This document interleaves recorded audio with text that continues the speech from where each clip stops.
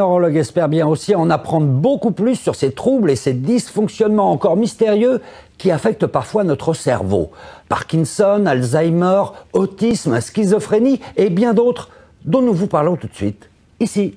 L'autisme fait aussi partie des troubles neurologiques. L'autisme est un trouble qui commence dans la petite enfance et qui touche 1,5% des enfants. Il se caractérise par deux choses. Premièrement, des anomalies de la communication. Deuxièmement, les sujets avec autisme souffrent de ce qu'on appelle des comportements stéréotypés ou répétitifs, des sortes de tics en fait. Par exemple, des enfants qui peuvent courir autour d'une table pendant des heures et des heures.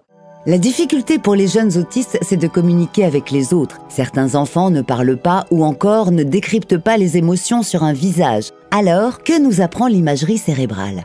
L'imagerie cérébrale nous a permis de comprendre que l'autisme était un trouble lié au neurodéveloppement, au développement cérébral, qui commençait très tôt. Effectivement, les bébés souffrant d'autisme ou les petits-enfants ont un crâne et un cerveau plus grands que les enfants et les bébés qui ne souffrent pas d'autisme. Cela change à l'âge adulte.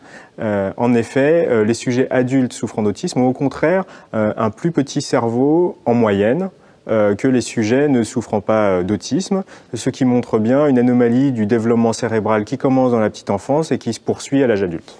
L'autisme est donc un trouble présent toute la vie. Et l'imagerie cérébrale nous en apprend encore plus ? Chez les sujets autistes, l'imagerie cérébrale a retrouvé également des anomalies de ce qu'on appelle la connectivité cérébrale.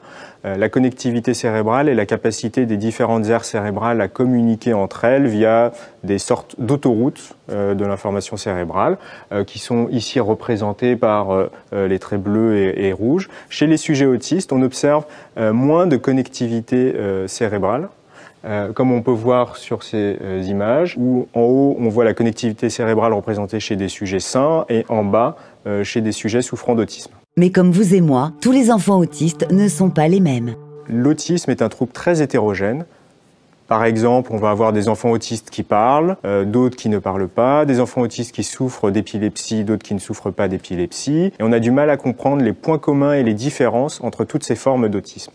Donc un des objectifs de l'imagerie cérébrale est un peu de faire le tri et de comprendre l'hétérogénéité et les différences entre les différentes formes d'autisme.